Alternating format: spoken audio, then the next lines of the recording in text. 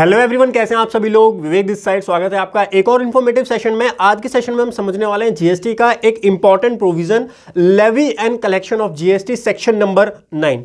क्या बोलता है सेक्शन 9, उसको हम समझेंगे। अभी तक हमने स्कोप ऑफ सप्लाई समझ लिया है, कितने टाइप की सप्लाईज होती हैं उसको हमने समझा है।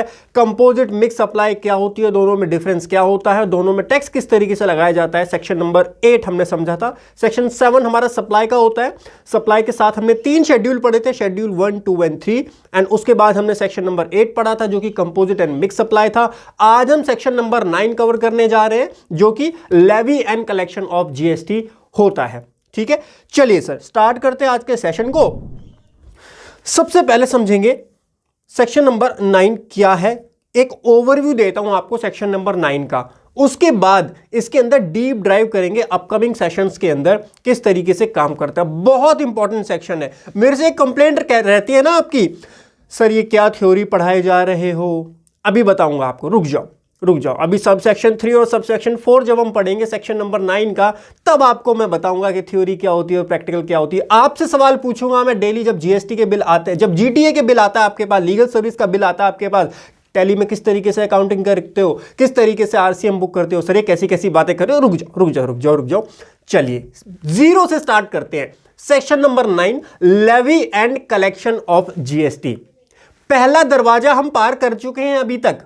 आपकी किसी सेल्स के ऊपर आपने कोई आइटम सेल की, कोई सर्विस प्रोवाइड की, उस पर जीएसटी लगेगा या नहीं लगेगा, पहला दरवाजा होता है आपका, पहला गेट जो होता है वो होता है सप्लाई का। सप्लाई की डेफिनेशन में अगर आप फॉल हो जाते हैं, उसके बाद हमारा दूसरा दरवाजा ओपन होता है जो कि है लेवी एंड कलेक्शन। सबसे बढ़िया तो क्या है, पहले दरवाजे से ही बाहर हो जाओ, जिंदगी मौज में कटेगी। लैंड बेच रहे हो आप, हमने शेड्यूल्स पढ़े थे जहां पर हमने समझा था कि जिसको ना ही सप्लाई माना जाएगा, ना ही सप्लाई होगी, वो neither supply of sale neither supply of goods. तो या तो वो सप्लाई करो, नॉन जीएसटी सप्लाई कर लो भाई, कोई दिक्कत नहीं है। जीएसटी से बाहर ही हो जाओ, सेक्शन 7 से ही बाहर हो जाओ, सप्लाई की डेफिनेशन में ही मत आओ। अगर सप्लाई की डेफिनेशन में आ गए तो दूसरा दरवाजा आपके सामने ओपन होगा जो कि होगा लेवी एंड कलेक्शन का। गवर्नमेंट आपके सामने खड़ी होगी। लेवी का मतलब क्या होता है, इंपोज करना, कोई टैक्स इंपोज किया जाएगा आपके ऊपर, जीएसटी इंपोज किया जाएगा। पहला चेकअप हो गया, अब दूसरे चेकअप की तरफ आओ, लेवी एंड कलेक्शन। गवर्नमेंट किस तरीके से उसका कलेक्शन करेगी वो हम सेक्शन नंबर 9 के अंदर समझेंगे। अब यहां पर सब सेक्शन नंबर 1 है, बिकॉज लेवी एंड कलेक्शन के बाद इस सेक्शन को डिवाइड कर दिया गया। मैंने आपको वैसे सेक्शन 7 में थोड़ा सा ब्रीफ दिया था किस तरीके से हम क्लॉज, सब क्लॉज कब बनते हैं, सेक्शन सब सेक्शन कब बनते हैं। एक एप्पल को 4 पार्ट में डिवाइड कर दिया, उसको भाग कर दिया, डिवाइड कर दिया, दैट मींस सेक्शन उसके कर दिए, 4 सेक्शन कर दिए। लेवी एंड कलेक्शन का ये हेडिंग होती है, दिस इज द हेडिंग, कोई कंडीशन नहीं है, this is not the condition, levy and collection is the heading. और उस हेडिंग के बाद हमने इस पूरे सेक्शन को डिवाइड कर दिया 5 पार्ट्स के अंदर। तो इसके अंदर 5 सब सेक्शन आपको देखने के लिए मिलेंगे, सेक्शन नंबर 9 और उसके बाद सब सेक्शन। सब सेक्शन नंबर 1 पढ़ने जा रहे हैं, subject to the provision of sub section number 2। अब सबसे पहले यहां पर आपको एक लाइन देखने के लिए मिली कि subject to the provision of sub section 2। इसका मतलब क्या हुआ कि भाई जो सब सेक्शन 2 में लिखा हुआ है ना, उसको सब्जेक्ट करते हुए अब मैं इससे आगे बढ़ रहा था, लेकिन बढ़ने से पहले इन्होंने एक कंडीशन लगा दी कि सब सेक्शन 2 को पढ़ लो जा करके, उसको छोड़ करके। तो मैं आगे बढ़ने से पहले सब सेक्शन 2 पढ़ूंगा, बिकॉज कंडीशन सबसे पहले यही है कि भाई subject to the sub section 2 of section number 9। तो मैंने कहा चलिए भाई सब सेक्शन 2 पे चलते हैं। सब सेक्शन 2 क्या बोलता है, पढ़िए। द सेंट्रल टैक्स, अभी ये कौन से एक्ट का है मैं क्लैरिफाई कर देता हूं, वैसे क्लैरिफाई मैंने आपको ऑलरेडी किया है। हम जितने भी प्रोविजन पढ़ेंगे जहां पे मैं कुछ भी नहीं बोल रहा, तो वो सीजीएसटी एक्ट होगा, सीजीएसटी एक्ट होगा, सेंट्रल वाला होगा, ना ही तो वो स्टेट होगा, ना ही आईजीएसटी होगा। जहां भी आईजीएसटी हम पढ़ेंगे मैं आपको स्पेसिफिकली मेंशन करूंगा कि ये आईजीएसटी का प्रोविजन है, जिससे आपको कंफ्यूजन ना हो। ठीक है, सेक्शन 7 ऑफ सीजीएसटी हम पढ़ चुके हैं, सेक्शन 8 ऑफ सीजीएसटी पढ़ चुके हैं, सेक्शन नंबर 9 की तरफ हम जा रहे हैं। सब सेक्शन 2 सबसे पहले हम पढ़ेंगे, सेक्शन नंबर 9 का। The central tax on the supply, यानी सबसे पहली कंडीशन क्या है, सप्लाई तो है। वो किस चीज की सप्लाई, सप्लाई कौन सी, जो हम पढ़ के आ चुके हैं सेक्शन नंबर 7 के अंदर। अच्छा, किस चीज की सप्लाई, सर किस चीज की सप्लाई की बात कर रहे हो, पेट्रोलियम की बात हम कर रहे हैं, petroleum crude high speed diesel, motor spirit जिसको कि हम कॉमनली पेट्रोल भी बोलते हैं, natural gases and aviation turbine fuel जो कि आपके एयरप्लेन में यूज किया जाता है। यानी 1, 2, 3, 4 एंड 5 इन 5 पेट्रोलियम प्रोडक्ट्स को छोड़ दिया जाए, इन 5 पेट्रोलियम प्रोडक्ट पर शैल बी लेवी का मतलब क्या होता है कि भाई जीएसटी लेवी होगा ना, जब जीएसटी एक्ट के अंदर पढ़ रहे हो तो भाई शैल बी लेवी लिखा हुआ है, दैट मीन जीएसटी यहां पर लेवी किया जाएगा। कब से? With effect from such date as may be notify by the government on recommendation of the council. Sir 10 साल हमारे को हो चुके हैं जीएसटी के, और अभी तक जो है, अब तक तो नोटिफाई कर दिया होगा ये प्रोविजन जो है ना सबसेक्शन 2, जब जीएसटी आया था 2017 में, तब से है इसके अंदर। 10 साल जीएसटी को हो गए सर, अब तक तो जीएसटी काउंसिल ने इसको नोटिफाई कर दिया होगा, आप गलत पढ़ा रहे हो। नहीं भाई, मैं बिल्कुल सही पढ़ा रहा हूं, अभी तक नोटिफाई ही नहीं किया। क्यों नोटिफाई नहीं किया? इन प्रोडक्ट्स के ऊपर क्या लगता है? एक्साइज लगती है, इन प्रोडक्ट के ऊपर वैट लगता है। जो पेट्रोल आप अपनी गाड़ी में भरवाते हो, कितने की कॉस्टिंग आती होगी उसकी गवर्नमेंट को, क्या लगता है? मोटा मोटा बता रहा हूं, एग्जैक्ट तो मैं नहीं बता पाऊंगा, मोटा मोटा लगाओ 50% का टैक्स होता है वहां पर, 50% का, स्टार्टिंग से लेकर के, इंपोर्ट से लेकर के, और जब तक आपकी टंकी के अंदर वो पेट्रोल जाता है 50 से ज्यादा ही होगा बल्कि टैक्स। इतना टैक्स आप गवर्नमेंट को दे देते हो डिफरेंट लेवल पर। अब आपको पता नहीं चलता। इनडायरेक्ट टैक्स की खूबी यही है। इंट्रो वाले सेशन याद करो, आप बोलते हो सर इंट्रो वाले सेशन तो थ्योरी के सेशन है, कंसेप्ट ही बिल्ड नहीं होगा ना। मैंने बोला अगर आपकी बिल्डिंग मजबूत है ना, ये सब चीजें तो फिर बच्चे वाली चीजें होंगी भाई। अगर इनडायरेक्ट टैक्स जो होता है ना, वो पता नहीं चलता यार आपको, सबसे बड़ी दिक्कत यही है। पार्ले जी बिस्किट का मैंने एग्जांपल दिया था, ध्यान आया? पता नहीं चलेगा आपको कि आपकी जेब से जा रहा है, लेकिन जाता आपकी जेब से ही है ना। तो पेट्रोल जब आप भरवाते हो, 100 रुपए का पेट्रोल चल रहा है, तो 50 से 60 रुपए मोटा मोटा लगाओ, गवर्नमेंट को टैक्स जा रहा है, डिफरेंट गवर्नमेंट को। ऐसा नहीं है कि वो सेंट्रल को भी जा रहा है, स्टेट को भी जा रहा है, कोई एक्साइज वहां कलेक्ट कर रहा है, कोई वैट कलेक्ट कर रहा है, सब अपने अपने लेवल पर कलेक्ट कर रहे हैं। अब जब बात छिड़ी उस टाइम पे, मैं बताता हूं उस टाइम पे ये अभी तक आया क्यों नहीं, नोटिफाई क्यों नहीं हुआ। अभी हम सबसेक्शन नंबर 1 पढ़ेंगे। सबसेक्शन 1 की एक चीज मैं पढ़वा देता हूं कि जीएसटी रेट जो है ना, नॉट एक्सीडिंग 20% से ज्यादा नहीं हो सकता। ये 20% सेंट्रल का है, सिमिलर स्टेट का भी लगता है। देखो सेंट्रल में लगेगा, स्टेट में लगेगा, तो सेंट्रल का 20% मैक्सिमम रेट हो गया, स्टेट का 20% मैक्सिमम रेट हो गया। तो टोटल जीएसटी का रेट हाईएस्ट कितना हो सकता है? हाईएस्ट हो सकता है 40%। और यहां पर तो गवर्नमेंट को 50 से 60% ऑलरेडी मिल रहा है, और बहुत बड़ा चंक आता है इन सारे प्रोडक्ट से, बहुत बड़ा चंक गवर्नमेंट को रेवेन्यू का आता है यहां से। तो गवर्नमेंट ने बोला भाई नहीं, अभी हम इस पर फैसला नहीं ले रहे, ये सारी चीजें हम जीएसटी के बाहर रखते हैं। क्यों? अगर जीएसटी में आ जाएगा तो टैक्स कम हो जाएगा। जो टैक्स अभी आपका 50 रुपए का पड़ रहा है, यहां पर मैक्सिमम 40 रुपए का टैक्स देना पड़ेगा। 10 रुपए पेट्रोल सस्ता हो जाएगा। पेट्रोल तो सस्ता हो जाएगा, बट उसमें नुकसान आपका होगा। आपका नहीं होगा, गवर्नमेंट का। वो वाली आप नहीं, गवर्नमेंट को नुकसान होगा। जो गवर्नमेंट है, गवर्नमेंट को नुकसान होगा, टैक्स का नुकसान होगा, टैक्स कम होगा, क्योंकि 40% से ज्यादा टैक्स जीएसटी में लगाया नहीं जा सकता। फिर सेस लगाने की बात ही आएगी, तो सेस वेस लगाने के चक्कर में उन्होंने पढ़ा ही नहीं। उन्होंने बोला भाई ये 5 पेट्रोलियम के प्रोडक्ट बाद में देखेंगे, बाद में, अभी जैसा चल रहा है वैसा चलने दो। इसीलिए मैंने स्टार्टिंग में बताया था आपको कि थियोरेटिकली आप सुनोगे कि भाई वैट खत्म हो गया, एक्साइज खत्म हो गया, लगता नहीं, लेकिन प्रैक्टिकली लगता है कई सारे आइटम्स पर। ये जो आइटम मैंने आपको बताया ना, इन पर एक्साइज ड्यूटी भी लगती है, वैट भी आपका लगाया जाता है। जीएसटी क्योंकि नहीं लगता इनके ऊपर, जीएसटी के दायरे से इसको अभी बाहर किया हुआ है सबसेक्शन 2 की हेल्प से। अब जीएसटी काउंसिल इसको कब देखेगी? जब भाई गवर्नमेंट को लगेगा कि पेट्रोल सस्ता करना है एक्चुअल में, और इसके लिए ना सेंट्रल स्टेट दोनों को, क्योंकि दोनों के पास रेवेन्यू जाता है, तो दोनों की कंसेशन होनी जरूरी है। वो नहीं बन पाती, और कहीं ना कहीं क्यों कोई अपना लॉस करेगा भाई। जो भी ऑब्जेक्टिव है, उन्होंने बोला हम जीएसटी में नहीं लेकर के आएंगे। डेली आप देखोगे, आपको कई बार डिबेट देखने के लिए मिल जाएगी न्यूज चैनल पर कि पेट्रोलियम प्रोडक्ट्स को पर क्यों लेकर के जीएसटी में आप नहीं आते, बिकॉज जीएसटी में लाओगे सस्ता हो जाएगा। तो अभी गवर्नमेंट जो है इसको नहीं लेकर के आई है, क्योंकि गवर्नमेंट को अपने रेवेन्यू का लॉस हो जाएगा। ठीक है सर, तो सबसेक्शन 2 समझ गए आप 5 पेट्रोलियम प्रोडक्ट जो कि जीएसटी के दायरे से बाहर कर दिए गए।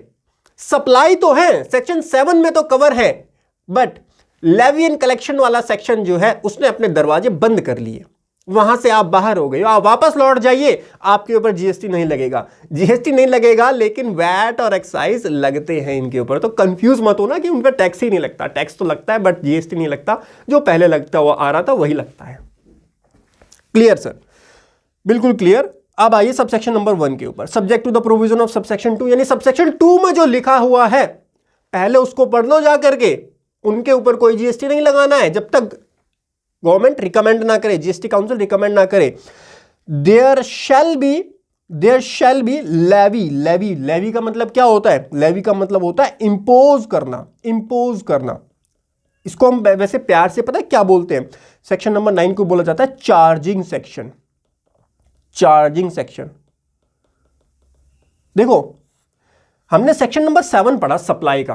क्या सप्लाई के थ्रू गवर्नमेंट जीएसटी कलेक्ट कर सकती है? नहीं।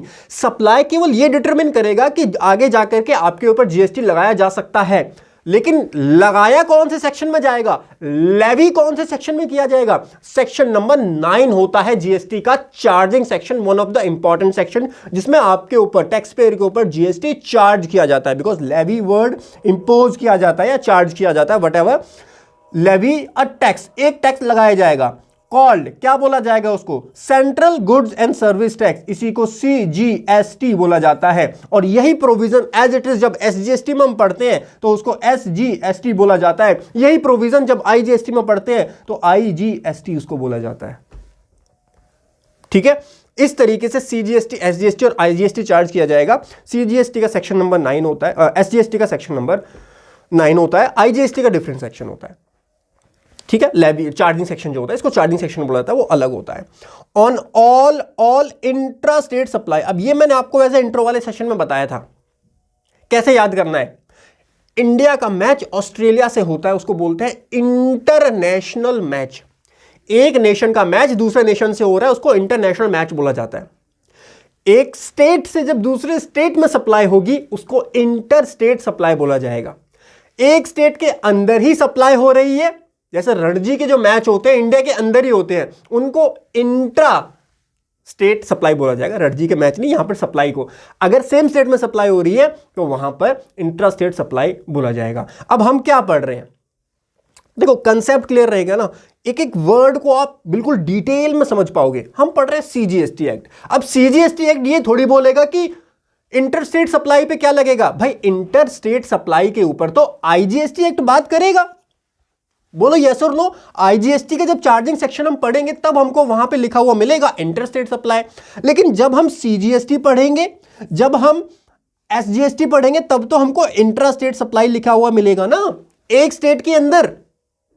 ठीक है, बिकॉज सेम स्टेट में करते हो तभी तो सीजीएसटी लगता है ना। हाँ हेलो, फर्स्ट सेशन, स्टार्टिंग के सेशन ध्यान है ना, समझा दिया है। एक स्टेट में सप्लाई है intra state supply, different state में सप्लाई है इंटर स्टेट सप्लाई। इसीलिए सेक्शन नंबर 9 जब हम सीजीएसटी एक्ट का पढ़ रहे हैं तो यहां पर इंट्रा स्टेट सप्लाई लिखा हुआ है। किस चीज का? इंट्रा स्टेट सप्लाईज किस चीज का? गुड्स का या सर्विसेज का या बोथ, गुड्स का हो या सर्विस का हो या बोथ का हो, तो उसके ऊपर एक टैक्स लगाया जाएगा जिसको सीजीएसटी बोला जाएगा। ओके सर, यहां तक तो बात बहुत सिंपल थी। Except on the supply of, यानी एक्सेप्ट का मतलब इस चीज को छोड़ करके। अब किस चीज को छोड़ करके? On the supply of, supply लिखा हुआ है, इसका मतलब जो हम अभी आगे पढ़ेंगे ना, सप्लाई तो है वो सेक्शन नंबर 7 के अंदर तो फॉल हो जाती है। पहला गेट तो क्रॉस कर लिया है आपने, सप्लाई तो है वो, बट यहां से सेक्शन 9 ने जीएसटी उसके ऊपर लेवी नहीं किया है। तो supply of alcohol liquor for human consumption and undenatured extra neutral alcohol or rectified spirit used for manufacturing of alcohol liquor for human consumption। देखो पहली चीज तो यहां बोली है एल्कोहल लिकर, उसके बाद बोला है ये कुछ एलिमेंट्स होते हैं, ये बाद में भी रिसेंटली ऐड किए गए हैं, इसको बोलते हैं ईएनए, बोलते हैं ईएनए किस चीज के लिए यूज किया जाता है? आपकी अल्कोहल बनाने के लिए यूज किया जाता है। और रेक्टिफाइड स्पिरिट भी यूज बोलते हैं इसको, जो कि अल्कोहल बनाने के लिए यूज किया जाता है ह्यूमन कंजम्पशन के लिए। यानी एक तो आपकी जो दारू जो ठेके पर मिलती है, सिंपली जो आपका ठेका है, वहां से जो आप दारू खरीदने जाते हो, गवर्नमेंट ने बोला उस पर जीएसटी नहीं लगेंगी। अच्छा, गवर्नमेंट का दिल इतना बड़ा है क्या? अरे नहीं भाई, फिर वही बात मैं दोबारा रिपीट करूं क्या, जो मैंने पेट्रोलियम में बात बताई थी, सेम चीज यहां लगती है। यहां भी गवर्नमेंट को 50 से 60%, एक बियर की बोतल जो 100 रुपए की आप लेकर के आते हो, उसमें से 30 से 40 रुपए अप्रॉक्स जाते हैं जो उसका कंपनी मैन्युफैक्चरर होता है उसके पास, बाकी 60 रुपीज जो है वो गवर्नमेंट को टैक्स के रूप में जाता है। और गवर्नमेंट वो 60 रुपीज छोड़ करके उसको जीएसटी में लाएगी, तो जीएसटी में मैक्सिमम रेट उसको मिलेगा 40% का जीएसटी। गेटिंग माय पॉइंट ना? तो भाई क्यों वो अपने रेवेन्यू का लॉस करेंगे? इसलिए उन्होंने बोला कि भाई अल्कोहल फॉर ह्यूमन कंजम्पशन जो है इसको बाहर करो, और ये जो इसको बनाने के लिए यूज होता है, जैसे ENA अल्कोहल होता है, रेक्टिफाइड स्पिरिट होती है, जो ह्यूमन कंजम्पशन के लिए जो उस अल्कोहल को बनाने के लिए जो कंपोनेंट का कंपोजिशन का यूज किया जाता है, उसको भी जीएसटी से बाहर करो। उस पर हम वैट लगाएंगे, उस पर एक्साइज ड्यूटी लगाएंगे। ठीक है, ऐसा नहीं है जीएसटी नहीं लगेगा तो कुछ नहीं लगेगा, वैट और एक्साइज वहां पर भी लगाए जाते हैं। ठीक है, चलिए सर आगे बढ़ते हैं। On the value determine under section number 15, किस वैल्यू पर लगाया जाएगा? Section number 15, value of supply. पढ़ेंगे सर, आगे के सेशन है वो तो डिटेल में समझेंगे। वैल्यू ऑफ सप्लाई किस तरीके से निकाली जाती है उसको हम डिटेल में समझेंगे। एट सच रेट्स, रेट्स क्या होंगे सर? रेट्स बताइए, रेट्स किस रेट से जीएसटी निकाला जाएगा? अब रेट सेक्शन नंबर 9 में नहीं है। रेट जो है वो गवर्नमेंट ने नोटिफिकेशन के थ्रू डिफाइन किए हुए हैं। अब वो रेट्स मेजरली किस टाइप के होते हैं, मैंने आपको वैसे लास्ट क्लास में ऑलरेडी समझा दिए हैं। जीएसटी के जो रेट्स होते हैं वो ये आईजीएसटी के रेट्स मैंने आपको एक्सप्लेन किए। आईजीएसटी के रेट इसलिए बिकॉज उसका आधा आधा कर दोगे तो सी और एस हो जाएगा।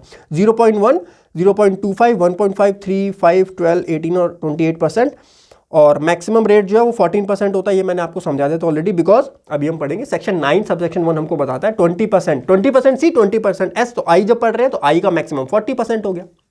क्लियर ना? ये तो सिंपल चीज है ना। तो ये रेट्स होते हैं, ये मैंने आपको ऑलरेडी समझा दिया। अभी रेट्स और एचएसएन फाइंड कैसे करने होते हैं ये भी मैं रिपीट नहीं करना। लास्ट सेशन में हमने ऑलरेडी डिस्कस कर लिया है किस तरीके से आपको एचएसएन कोड और जीएसटी रेट फाइंड आउट करना होता है, वो हमने ऑलरेडी डिस्कस कर लिया है। तो उन्हीं रेट्स की बात यहां की जा रही है। सच rate not exceeding 20%, not exceeding 20% मतलब सी में 20% होगा, एस में भी 20% होगा, और जब आप आई पढ़ोगे तो 40% आई के अंदर आप कलेक्ट कर सकते हो। एक चीज मैं और क्लैरिफाई कर देता हूं, गवर्नमेंट इससे ज्यादा टैक्स भी कलेक्ट करती है सेस के रूप में। ठीक है, जब आप बड़ी मोटर व्हीकल खरीदते हो, एक स्पेसिफिक जो उनकी इंजन कैपेसिटी होती है उससे ज्यादा की, तो वहां पर आपको सेस देना होता है। टोबैको वाले प्रोडक्ट, ये सारे प्रोडक्ट, सिन प्रोडक्ट जिसको बोला जाता है, सिन और लग्जरी प्रोडक्ट्स के ऊपर मैंने आपको स्टार्टिंग में बताया हुआ है, उसके ऊपर कंपनसेशन सेस लगाया जाता है। और कंपनसेशन सेस जो लगता है वो आपके जीएसटी के ऊपर लगाया जाता है, या आइटम जितनी आपने बेची उसके ऊपर लगाया जाता है, क्वांटिटी बेसिस पर वो लगता है, तो उसकी कैलकुलेशन अलग तरीके से होती है। तो मैं बस बताना आपको ये चाह रहा हूं कि गवर्नमेंट 40% से ज्यादा भी कलेक्ट करती है by way of compensation cess. मजे की बात बताऊं, गवर्नमेंट ने क्या बोला था? कंपनसेशन सेस केवल 5 साल तक, झूठ, कसम से केवल 5 साल रखेंगे, 5 साल के बाद इसको हटा देंगे। एक बार जब जेब में पैसा आने लगता है ना तो उसको हटाने का मन नहीं करता। 10 साल होने को आए, अभी कोई चर्चा नहीं है, अभी हटेगा भी नहीं भाई। कंपनसेशन सेस लगता हुआ आ रहा है और अभी लगेगा। कंपनसेशन सेस की वजह से ये जो 40% का रेट है, एक्चुअल में जब आप इफेक्टिव निकालते हो ना तो वो और ज़्यादा हो जाता है। ठीक है, तो बताना आपको बस मैं ये चाह रहा हूँ कि लॉ में तो 40% लिखा हुआ है, बट एक हमारा कंपनसेशन एक्ट भी है जिससे के थ्रू गवर्नमेंट और ज़्यादा कलेक्शन भी कर लेती है। ठीक है, as may be notified by the government, वो such rates as may be notified by the government on the recommendation of council and collection in such manner as may be prescribe and shall be paid by the taxable person. अब मैं आपको यहां तक पढ़ा करके छोड़ सकता था, लेकिन यहां पर एक इंपॉर्टेंट वर्ड आया है, टैक्सेबल पर्सन। उसको थोड़ा सा एनालाइज करते हैं, उसको थोड़ा सा समझते हैं। टैक्सेबल पर्सन लिखा हुआ है, taxable person. Sir taxable person लिखा हुआ है, यहां पर रजिस्टर्ड पर्सन भी तो लिखा हो सकता था। रजिस्टर्ड पर्सन, टैक्सेबल पर्सन और रजिस्टर्ड पर्सन में डिफरेंस क्या है, आइए समझते हैं। देखो, टैक्सेबल पर्सन का मतलब होता है कि आपके ऊपर टैक्स लगाया जाएगा। रजिस्टर्ड पर्सन का मतलब होता है कि आप जीएसटी में रजिस्टर्ड हो। एक छोटा सा एग्जाम्पल आपको यहां पर दे करके चलता हूं। मान लीजिए मैं पानीपुरी बेचता हूं, पानीपुरी का स्टॉल में लगाता हूं, ठीक। पानीपुरी का स्टॉल जब आप कोई गुड्स बेच रहे हैं तो लेट सपोज, अभी आपको मैं हाइपोथेटिकल एग्जांपल दे रहा हूं, लेट सपोज 40 लाख से ज्यादा की जैसे ही आप सेल करोगे, आपको उसके बाद फिर उस पर जीएसटी कलेक्ट करना होगा जितनी भी सेल आप कर रहे हो उसके ऊपर, ठीक। अब मैंने 80 लाख रुपीस की पानीपुरी बेची, पानीपुरी अपने करंट ईयर में 80 लाख रुपए की पानीपुरी बेच दी, लेकिन अभी तक मैंने जीएसटी लिया ही नहीं। अब गवर्नमेंट आई मेरे पास, हाँ भाई विवेक बड़ा अच्छा चल रहा है, बड़े यूट्यूब पे वायरल हो रहे हो आजकल, तो फूड ब्लॉगर्स की लाइन लगी हुई है आपके पास, तो मोटा छाप रहे होगे। मैंने कहा मोटा नहीं, 70-80 लाख का काम हो जाता है, 70-80 लाख का काम हो जाता है, फिर तो जीएसटी देना पड़ेगा फिर तो। मैंने कहा किस चीज का जीएसटी दूं, मेरे पास तो जीएसटी नंबर ही नहीं है, मैं क्यों दूं जीएसटी, मेरे पास जीएसटी नंबर ही नहीं है, I don't have the GST number, so why should I पे द जीएसटी। मैंने लिया ही नहीं, अरे मैंने लिया ही नहीं अभी तक जीएसटी। तो गवर्नमेंट ने कहा विवेक आपने सेक्शन नंबर 9 नहीं पढ़ा। मैंने कहा नहीं मैंने नहीं पढ़ा, सेक्शन नंबर 9 क्या बोलता है। गवर्नमेंट ने समझाया सेक्शन नंबर 9 में जो वर्डिंग यूज है कि आपसे टैक्स लेवी किया जाएगा, किससे किससे, टैक्सेबल पर्सन से, ना कि रजिस्टर्ड पर्सन से। जो वर्डिंग यूज की गई है सेक्शन नंबर 9 में, वहां पर रजिस्टर्ड पर्सन नहीं है, मुझे फर्क नहीं पड़ता, वहां पर जो वर्डिंग यूज है वो है टैक्सेबल पर्सन।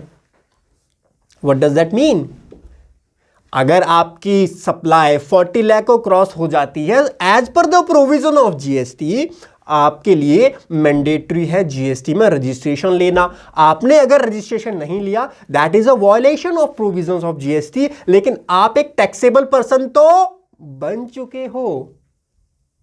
आपने रजिस्ट्रेशन नहीं लिया, उसकी पेनल्टी तो लगाएंगे ही लगाएंगे, उसकी टेंशन ना लो, उसकी पेनल्टी तो लगाएंगे आपके ऊपर, लेकिन जो सप्लाई आप दे रहे हो उसके ऊपर जो जीएसटी है वो भी हम कलेक्ट करेंगे।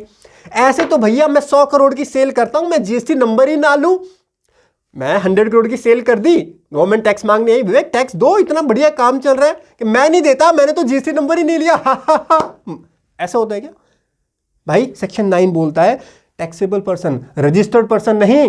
अगर आप टैक्सेबल पर्सन हो तो आपसे टैक्स कलेक्ट किया जाएगा, doesn't matter whether you are registered under GST और नॉट। समझ गए मेरी बात को? क्यों यहां पर एक एक वर्ड इंपॉर्टेंट होता है। फिर आप बोलते हो सर थ्योरी पढ़ा रहे हो, अरे थ्योरी क्यों पढ़ाऊंगा भाई मैं, ये थ्योरी वाली बात है क्या? टैक्सेबल पर्सन को समझना पड़ेगा ना आपको। Section number 9 registered person use नहीं करता, टैक्सेबल पर्सन यहां पर उसने मेंशन किया हुआ है। चलिए सर, लेवी एंड कलेक्शन को हम समझ चुके हैं डिटेल में। गवर्नमेंट ने बोला कि आपसे जीएसटी लेवी किया जाएगा सेक्शन नंबर 9 सब सेक्शन नंबर 1 के अंदर। सब सेक्शन नंबर 1 से एक चीज हटा दी, अल्कोहल फॉर ह्यूमन कंजम्पशन, और उसके जो कंपोजिशन होते हैं ईएनए और रेक्टिफाइड स्पिरिट, इसको हटा दिया। और सब सेक्शन 2 से 5 पेट्रोलियम प्रोडक्ट्स को गवर्नमेंट ने बोला हटा दीजिए यहां पर। तो सब सेक्शन 1 और सबसेक्शन 2 किस चीज के थे बताइए, जल्दी से फटाफट से बताइए। ये थे लेवी के। लेवी आपके ऊपर क्या किया जाएगा? लेवी किया जाएगा, एक टैक्स जिसको सीजीएसटी बोला जाएगा, जिसको सीजीएसटी बोला जाएगा। ठीक है सर। अब आइए सब सेक्शन नंबर 3 पर और सब सेक्शन नंबर 4 पर, इन दोनों को हम साथ में पढ़ेंगे। ये बात करते हैं कलेक्शन की। वैसे 5 भी कलेक्शन का ही है, ये रहा 5 यहां से यहां तक। सबसेक्शन नंबर 3, 4 एंड 5 ये है कलेक्शन के, ये है कलेक्शन के। आइए सबसेक्शन 3 और सबसेक्शन 4 जो है ना, ये किस चीज का होता है मैं आपको क्लैरिफाई कर देता हूं। वैसे आपने बहुत सुना होगा, ये तो अब तो प्रैक्टिकल चीज आ गई। नहीं सर कहां प्रैक्टिकल आई, थ्योरी पढ़ा रहे हो, टेंशन मत लो भाई। RCM, reverse charge mechanism. Next session में इतना डिटेल में रिवर्स चार्ज समझाऊंगा कि भाई पूरा इंटरनेट छान लेना, पूरा गूगल छान लेना, कहीं पर भी मिलेगा नहीं इतना डिटेल में रिवर्स चार्ज मैकेनिज्म। अभी लेकिन ब्रीफली समझ लो रिवर्स चार्ज मैकेनिज्म क्या होता है। गवर्नमेंट ने सब सेक्शन नंबर 3 में बोला द गवर्नमेंट में on the recommendation of the council by the notification specify category of supply of goods or service or both. The tax on which shall be paid on reverse charge basis. अब reverse charge basis क्या होता है ये मैं आपको next class में समझाऊंगा। अभी बस आप ब्रीफली इतना समझ लीजिए, जनरली जो टैक्स देना होता है वो सप्लायर को देना होता है। मैं सेल कर रहा हूं तो मुझे वहां पर जीएसटी देना होगा। रिवर्स चार्ज में ये चीज रिवर्स हो जाती है, नाम ही है रिवर्स चार्ज हो जाएगा, यानी चार्ज सप्लायर की जगह रिसिपेंट से लिया जाएगा, उसको रिवर्स चार्ज बोलते हैं। नेक्स्ट सेशन में इसको बिल्कुल डिटेल में समझेंगे। By the recipient of such goods और सर्विस और both and all provision of the act shall apply to such recipient as if he the person liable for paying the tax in relation to supply of such goods or service or both। इसका मतलब क्या कि अगर recipient की liability है, recipient ये नहीं बोल सकता कि भाई सप्लायर टैक्स देने के लिए लायबल है, सेक्शन 90 बोलता है सप्लायर को टैक्स देना होगा, जो सप्लाई करेगा उसको टैक्स देना होगा। अब ये भी पढ़ के आए ना, जो पर्सन सप्लाई करेगा, अरे भैया भैया भैया अभी तो पढ़ाया आपको इतना डिटेल में कि जो पर्सन सप्लाई करेगा the tax shall be levy central goods on all interstate supplies. जो पर्सन सप्लाई करेगा, जो सप्लाईज होंगी, जो पर्सन सप्लाई करेगा उसको वहां टैक्स देना होगा। Getting my point. अब आप बोल रहे हो कि सर रिसिपेंट को देना होगा, मैं तो टैक्स देता ही नहीं, तो भाई यहां पर क्लियरली लिख दिया सबसेक्शन 3 में रिसिपेंट के ऊपर वो सभी प्रोविजन लग जाएंगे। ऐसा माना जाएगा कि रिसिपेंट जो है वही टैक्स देने के लिए लायबल है, जीएसटी देने के लिए लायबल है। ठीक है, रिवर्स चार्ज के अंदर ये जो सबसेक्शन 3 जो है ये करता है category of goods and service को नोटिफाई करता है, सप्लाई ऑफ गुड्स और सर्विस को नोटिफाई करता है। इसी से का सिमिलर नेचर का सबसेक्शन नंबर 4 होता है। सबसेक्शन 4 के अंदर द गवर्नमेंट में on the council of recommendation notify specify class of registered person who sell in the respect of specified category of goods और सर्विस और both from unregistered person pay the tax on reverse charge basis as the recipient of such supply of goods or service. Both all the provision of this act shall apply to such recipient as if he is the liable for paying such goods। Same चीज यहाँ repeat की हुई है। Basically ये जो subsection 4 होता है ये लगता है specified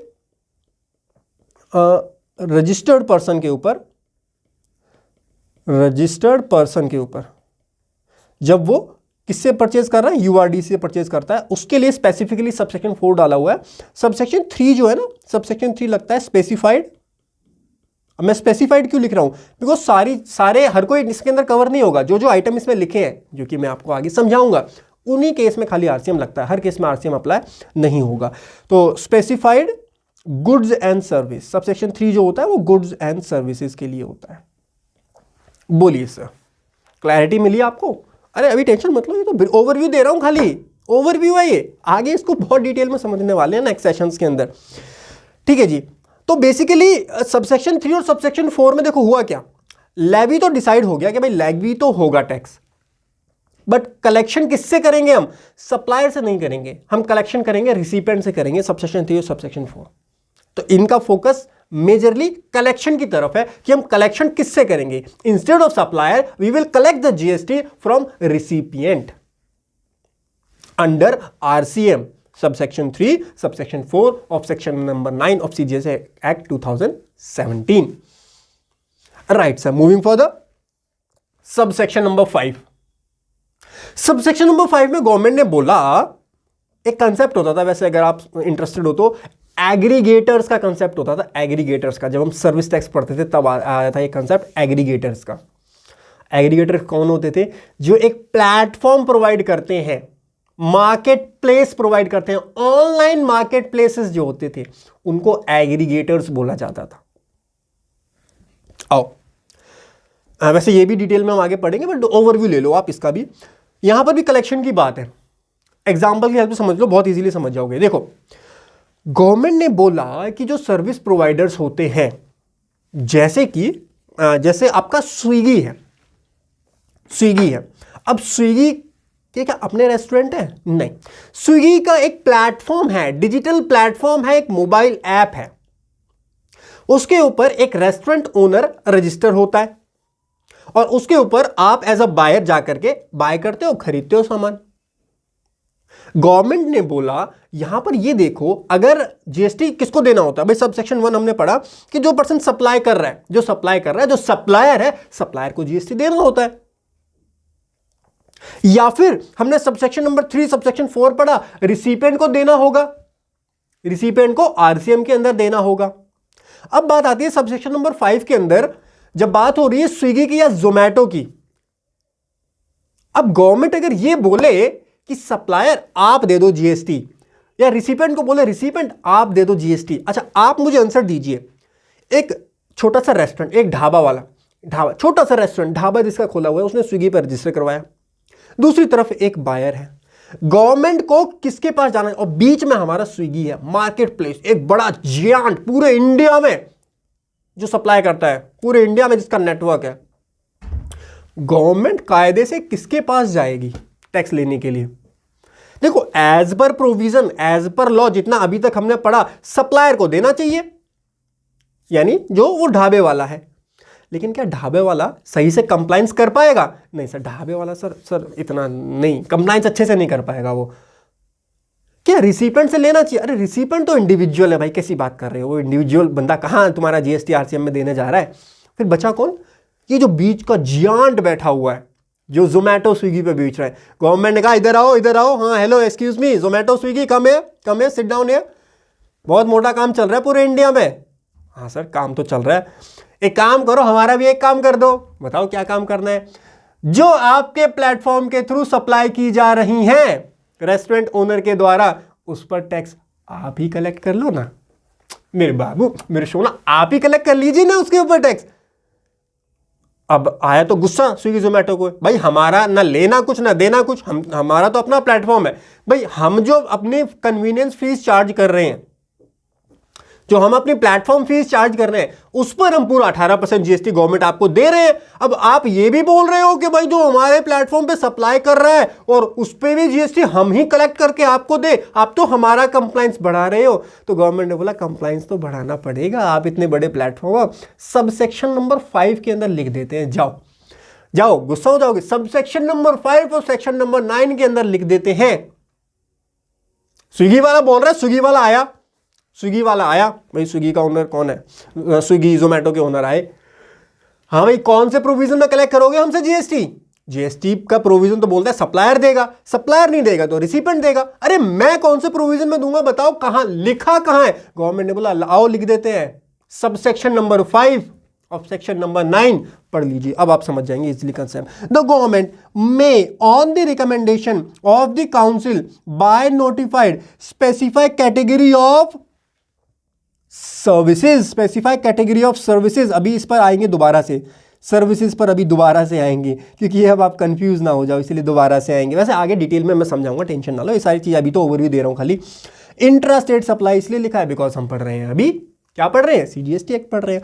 of which shell be paid by the electronic commerce operator, E commerce operator, paid by the supplier लिखना चाहिए था सर। अरे वो तो भाई सबसेक्शन 1 में लिखा है। रिसिपेंट लिखना चाहिए था सर, वो तो सबसेक्शन 3 और 4 में लिखा हुआ है। तो सर ये ई कॉमर्स ऑपरेटर कौन है? ये भाई वो है बेगानी शादी में अब्दुल्ला दीवाना। इसका इंग्लिश में मीनिंग होता है कि भाई I don't give a dam dash, मतलब मेरा ना लेना एक ना देना दो, मेरे ऊपर बंदूक रख के चला दिए।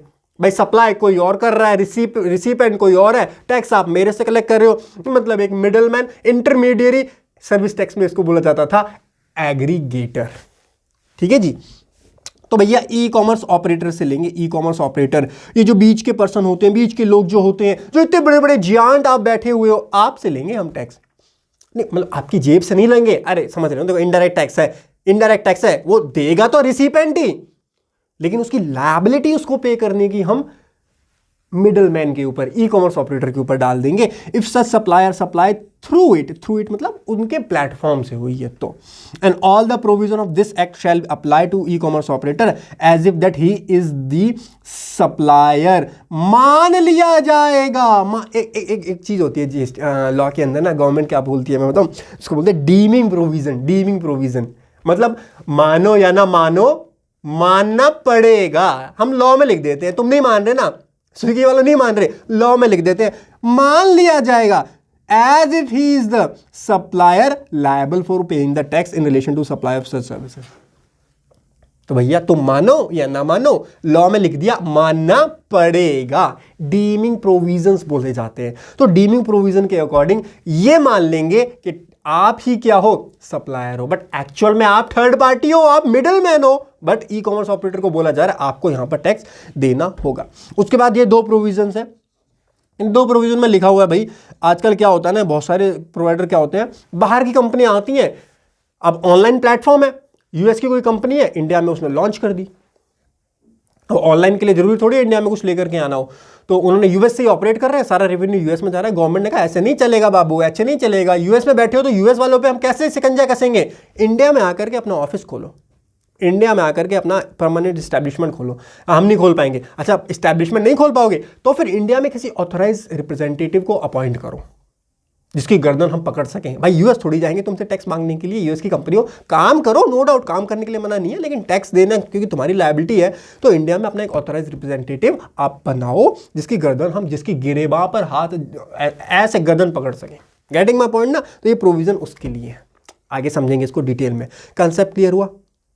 देखिए सबसेक्शन 3 और 4 में गवर्नमेंट ने बोला ए रिसिपेंट, सप्लायर से नहीं गए, सप्लायर से नहीं मांगेंगे हम GST, we will demand GST from recipient. Subsection number 5 में बोला neither the supplier neither the recipient, you middleman, Swiggy Zomato come here, give me the tax, give me the tax, GST दे दो, GST दे दो, ठीक है। तो that is the, ये भी collection पर फोकस है, सबसेक्शन नाम भी कलेक्शन पर फोकस था। सर एक इंपॉर्टेंट चीज आप बोल रहे थे, सर्विसेज।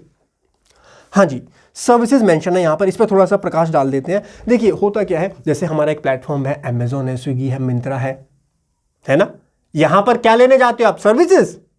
नहीं सर, हम तो गुड्स लेने जाते हैं, कुछ खरीदना होता है, आईपैड खरीदना है, पेन खरीदना है, ये पेन खरीदना है, पेपर खरीदना, बोतल खरीदना, जो भी गुड्स खरीदनी है भाई अमेजोन पे आजकल सब कुछ मिल जाता है, वो खरीदने के लिए जाते हो। क्या खरीदने जाते हो? गुड्स खरीदने के लिए जाते हो। तो क्या अमेजोन को भी हम ई कॉमर्स ऑपरेटर मान लें? ई कॉमर्स ऑपरेटर तो वो होगा, क्या अमेजोन भी सेक्शन 9 सबसेक्शन 9 में फॉल होगा? वैसे ये चीज मैं आगे आपको डिटेल में समझाऊंगा, बट ओवरव्यू के लिए समझ लो, नहीं होगा। क्यों नहीं होगा? अरे भैया सबसेक्शन नंबर 5 क्या बोलता है बताइए? सबसेक्शन नंबर 5 कवर करता है categories of services only. That means अगर कोई ई कॉमर्स ऑपरेटर अपने प्लेटफॉर्म पर गुड्स बेच रहा है, इन दैट केस वो सेक्शन 9 सबसेक्शन 5 में कवर नहीं होगा, और वहां पर जीएसटी किसको देना होगा? सप्लायर को देना हो। सर ये थ्योरी की बातें आप इतना बताते हो ना, हाँ आप थ्योरी बहुत पढ़ाते हो, हमको तो ना बिल्कुल लगता है कि हमने तो पैसे हमारे बर्बाद हो गए। सुनो प्रैक्टिकल बात, अगर आपके पास एक क्लाइंट है जो अमेजोन पर सेलिंग कर रहा है, एक क्लाइंट है जो स्विगी के ऊपर सेलिंग कर रहा है, दोनों क्लाइंट आपके पास आए, अगर आपके अंदर क्लैरिटी नहीं है सेक्शन 9 सबसेक्शन 5 की, आप ब्लंडर कर जाओगे। क्यों ब्लंडर कर जाओगे? बिकॉज जो क्लाइंट आपका अमेजोन के ऊपर बेच रहा है, जल्दी से बताइए, अमेजोन के ऊपर जो क्लाइंट बेच रहा है, वहां पर जीएसटी देने की लायबिलिटी किसकी होगी? क्या सप्लायर की होगी या ई कॉमर्स ऑपरेटर की होगी? सर अमेजोन के ऊपर गुड्स बेची जाती है, ना कि सर्विसेज। अगर गुड्स बेची जाती हैं तो वो सेक्शन 9 सबसेक्शन 5 में फॉल नहीं होगा। दैट मींस उस क्लाइंट को आपको गाइड करना है कि जो जीएसटी जाएगा वो उस सेलर को देना पड़ेगा। वहीं पर एक दूसरा क्लाइंट आपके पास आता है जो कि स्विगी और जोमेटो के ऊपर बेचता है, स्विगी जोमेटो के ऊपर बेचता, आपके पास आया, वहां पर आपने उसको अगर यह बोल दिया कि भाई आपको भी उन सप्लाईज के ऊपर देना पड़ेगा, तो वो गलत है। तो जो प्लेटफॉर्म स्विगी पर और जोमेटो पर बेच रहे हैं, because Swiggy Zomato is a services, that means Swiggy and Zomato are liable to pay GST on such services. On the other hand, अगर Amazon, Flipkart, Myntra पे बेच रहे हो जहां पर गुड्स बेची जाती है, तो online seller is the liable to pay GST on such goods. Getting my point? तो दोनों का ट्रीटमेंट अलग अलग तरीके से हो जाता है। ओके सर, सो आज का सेशन हमारा कंप्लीट हो गया। कुछ नोट्स हैं, नोट्स तो वैसे मैंने आपको एक्सप्लेन कर ही दिए। जीएसटी का मैक्सिमम रेट 40% है। टैक्सेबल पर्सन मतलब taxable person means a person who is registered. देखो टैक्सेबल पर्सन हमारा जो डिफाइन किया हुआ है लॉ में, वो क्या डिफाइन किया हुआ है? पर्सन हु इज रजिस्टर्ड या लायबल टू रजिस्टर्ड। अब जिसकी टैक्स लायबिलिटी 40 लाख को क्रॉस हो गई, मैंने आपको बताया कि वो लायबल टू रजिस्टर तो हो ही गया, दैट मीन उससे भी टैक्स यहाँ पर कलेक्ट किया जाएगा। ये goods out of the scope है, और गुड्स नॉट येट नोटिफाइड ये हमारी हैं। गुड्स के रेट मैंने आपको समझा दिए थे, और जीएसटी सर्च ये हमने समझ लिया था। तो बेसिकली ओवरव्यू हमारा हो चुका है। सेक्शन 9 का, बट सेक्शन 9 खत्म नहीं हुआ है भैया, रुक जाओ। आरसीएम में तो अभी आपकी लग रही है कम से कम 10 क्लास है, 5 क्लास तो एटलीस्ट लगेंगी। आरसीएम के अंदर आपकी क्लासेस लगेंगी और ई कॉमर्स ऑपरेटर की क्लासेस लगेंगी। और अब जो है सर, आप ना थ्योरी बहुत पढ़ाते हो, है ना, थ्योरी पढ़ाते हो ना, ऐसा कोर्स बनाऊंगा ना, स्किप करके दिखाओ, एक सेशन स्किप नहीं कर पाओगे, क्योंकि अगला सेशन जो आ रहा है ना आरसीएम के सेशन में मैं आपको प्रैक्टिकली सिखाऊंगा। अब मैं आपको केस स्टडी दूंगा, इंडस्ट्री वाइज मैं आपको केस स्टडी देने वाला हूं।